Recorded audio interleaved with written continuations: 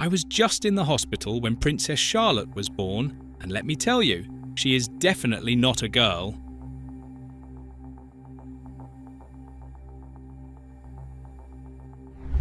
The doctor claims that Princess Charlotte was born as a boy, and guess what? Prince William is losing it. One of the strangest royal rumors ever whispered has shaken the palace. A claim so outrageous that even the toughest insiders froze in disbelief.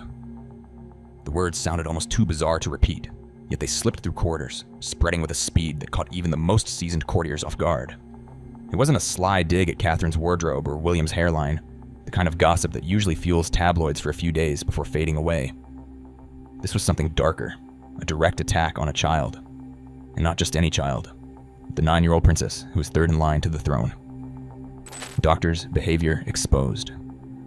What followed was fury, chaos, and a rare moment where Prince William himself lost control. For years, William had mastered the art of restraint. He smiled through scandals, kept calm when his family was mocked, and held the line when critics circled. But this was different. This was his daughter. And in that moment, the future King of England exploded in a way the palace had not seen in decades. Witnesses whispered that his voice rose, his fists clenched, and his words cut through the air like steel. The heir to the throne had drawn a line that no one, not even the queen consort, was allowed to cross.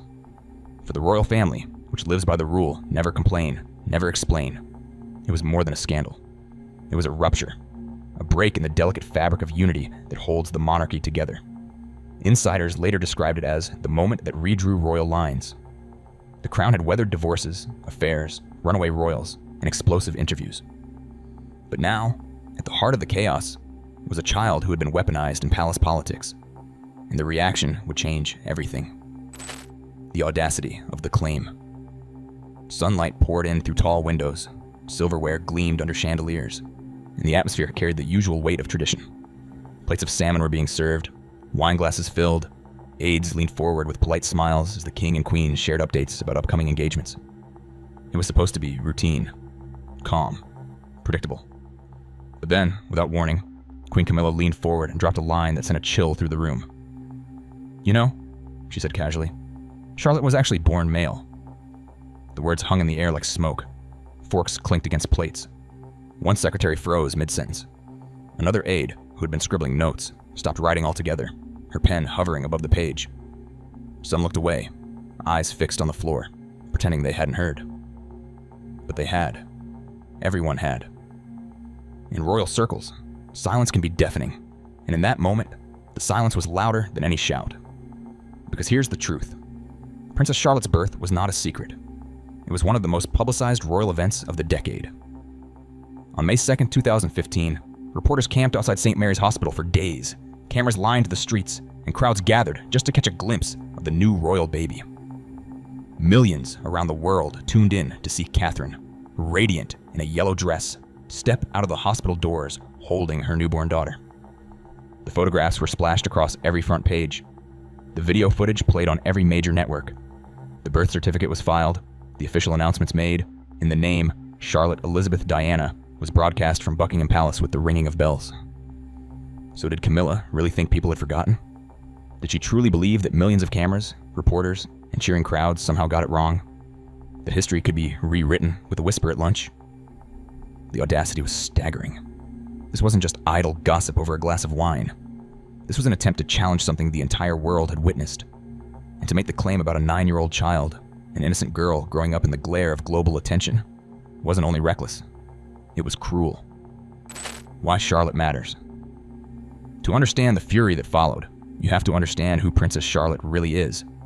She isn't just another royal child who appears occasionally on balconies in matching outfits. She is a symbol of the monarchy's future. At only 7 years old, Charlotte had already shown more composure than many adults in the family. Take September 2022, for example, when the world mourned the passing of Queen Elizabeth II. Over 30 million people tuned in to watch the funeral, the grandest state event Britain had seen in decades. And there, walking behind the coffin alongside her brother George, was Princess Charlotte. Dressed in a black coat and a small hat, she carried herself with a dignity that stunned viewers. She wasn't restless. She wasn't overwhelmed. She stood firm, honoring her great-grandmother with the kind of poise expected of a grown royal, not a child. Only months earlier, Charlotte had appeared on the Buckingham Palace balcony, for the Queen's Platinum Jubilee. 70 aircraft roared overhead, cameras flashed, crowds filled the mall. And there she was, smiling, waving, standing tall as if she had been preparing her whole life for that moment. By the age of 7, she had already made over 20 public appearances. 20. Each one requiring her to stand before crowds, cameras, and critics, performing duties that most adults would crumble under. Charlotte has also captured the public in smaller ways. Her cheeky wave during Trooping the Color became a viral moment. Her visible bond with her brothers George and Louis melted hearts. Her quiet confidence in front of cameras has earned her praise as the royal who already knows her role. She is adored, not just in Britain, but worldwide. She represents stability, continuity, and the hope of a monarchy that can endure. For millions, Charlotte isn't just William and Catherine's daughter. She's a future queen in the making, someone who has already carried the weight of public duty with remarkable grace. And that's why Camilla's alleged remarks struck such a nerve. It wasn't just a cruel joke or an offhand whisper. It was an attack on a child who embodies the future of the crown. It was an insult to the millions who celebrated her birth, who have watched her grow and who see her as a bright symbol of what the monarchy could become. Camilla's words weren't just petty, they were reckless. And in a family already fractured by decades of scandal, that recklessness carried consequences. Because when you target Charlotte, you're not just targeting a 9-year-old girl, you're striking at the heart of the monarchy's future. And that is a line Prince William was never going to let anyone cross. Public outrage explodes. The backlash was instant. Within hours of whispers about Camilla's remark, social media was in flames. Hashtags like #ProtectCharlotte and #CamillaExposed began trending not just in the UK but across the world. Twitter threads dissected every detail. TikTok clips mocked Camilla with edits that painted her as the villain of a cheap soap opera. Instagram feeds were flooded with images of Charlotte, the smiling schoolgirl, the dignified mourner at her great-grandmother's funeral, juxtaposed with angry captions defending her innocence. It was a storm the palace couldn't control. People weren't just shocked, they were furious. Comment sections turned savage. One user wrote, "Imagine being a grown woman and dragging a 9-year-old into your palace games." Another added, "The audacity of attacking Charlotte when the world literally saw her birth live. Does Camilla think we all have amnesia?" And the truth is, there's an unspoken rule when it comes to the royal family. You can criticize the adults, Charles, William, Catherine, Harry, Meghan. They've all taken blows from the press and from the public. But there is one line you never cross. You never attack the children. That's the boundary, the invisible line that even the most ruthless tabloids usually respect. Ironically, the very attempt to smear Charlotte only made her stronger in the eyes of the public. Instead of weakening her, the internet rallied behind her, defending her innocence and praising her grace. What Camilla had intended as a whisper became a megaphone, and the echo made her look desperate, small, and out of touch. Insider whispers. For those close to the family, the boy remark wasn't just shocking. It was part of a larger, disturbing pattern. Palace insiders whispered that this wasn't the first time Camilla had shown coldness toward Charlotte.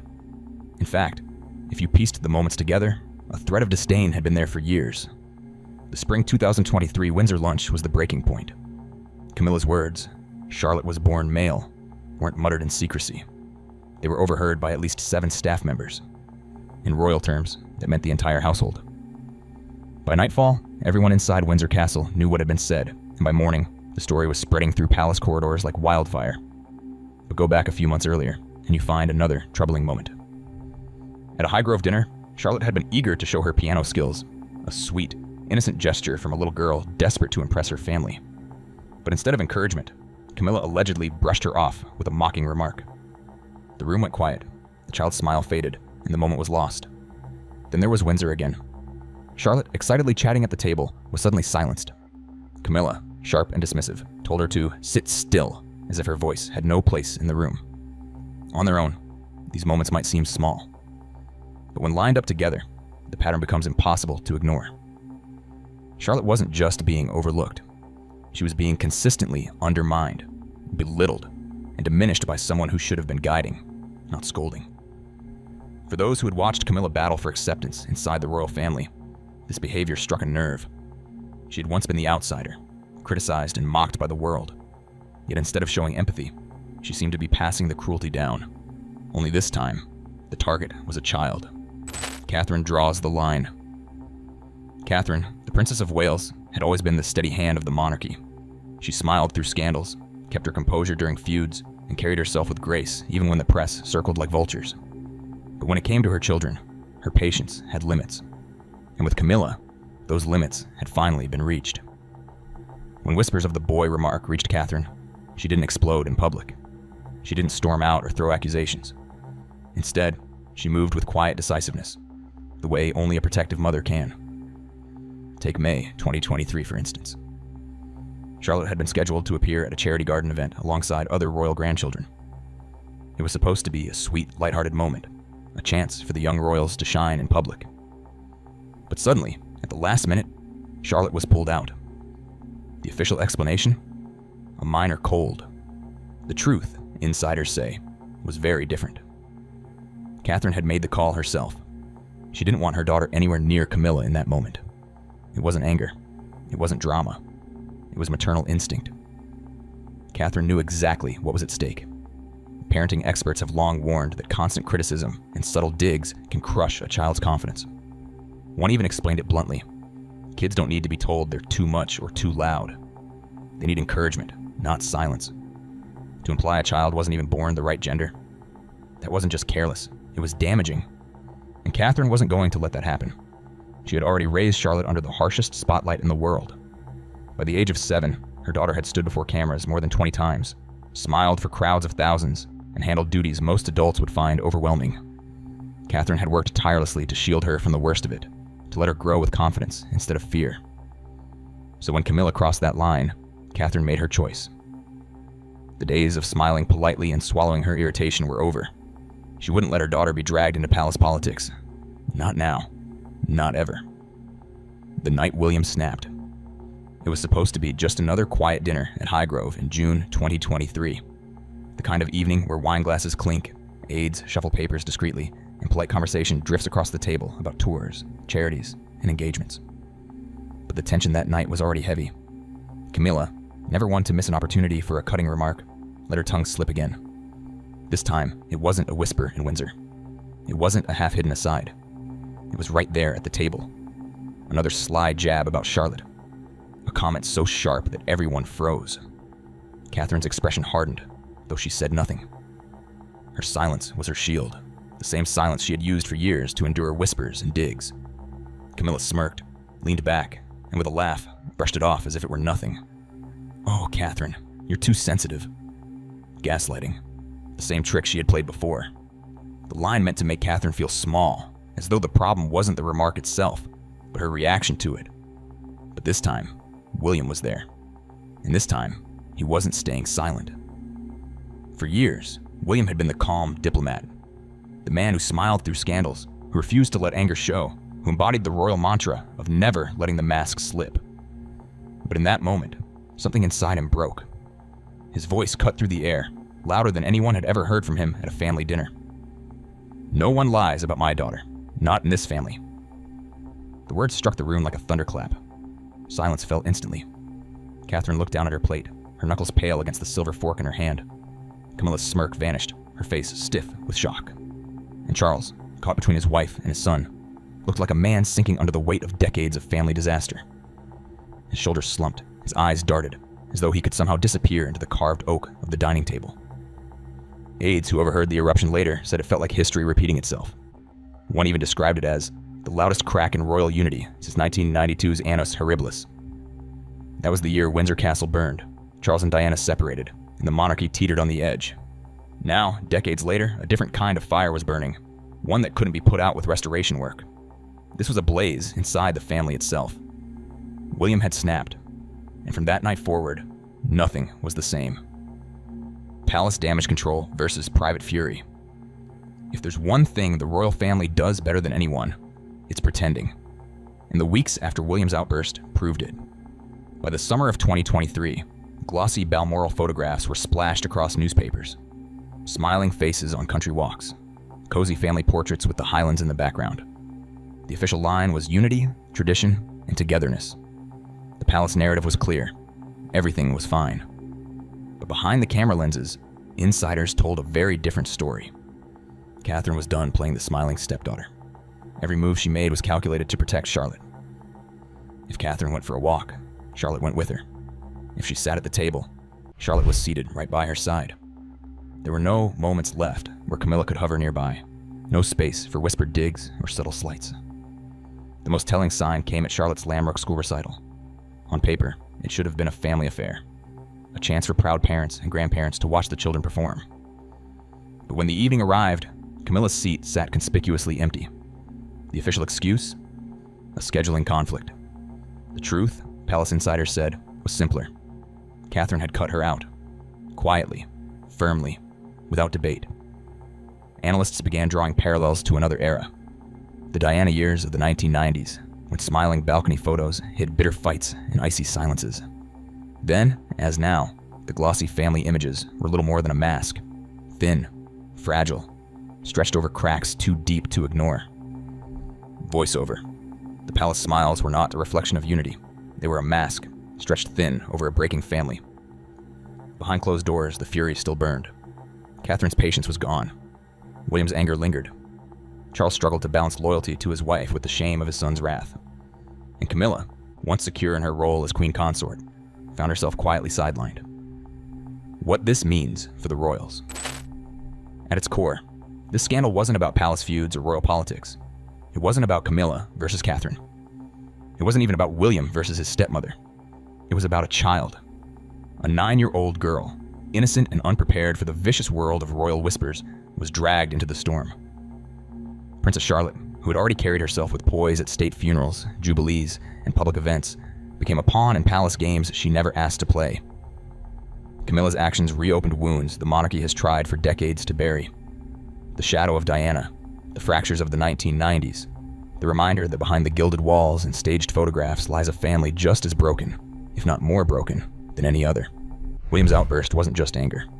It was a rare moment where the mask cracked, where the carefully controlled air showed the world that there are lines even he will not allow to be crossed. His fury was raw, paternal, and deeply human. But the shame lingers. Because for all the palace's attempts to spin, this wasn't about adults choosing sides. It was about a child used as a weapon. A child thrust into the crossfire of old grudges and insecurities. And that leads to the question haunting royal watchers now. If this much chaos can erupt while Charlotte is only 9 years old, what happens when she grows older? What happens when the spotlight grows brighter, the duties heavier, and the scrutiny harsher? If the storm is already this fierce in her childhood, just imagine the chaos when Princess Charlotte steps into her teenage years, her adult life, and her role as the monarchy's future. Because this story isn't over. It's only just beginning.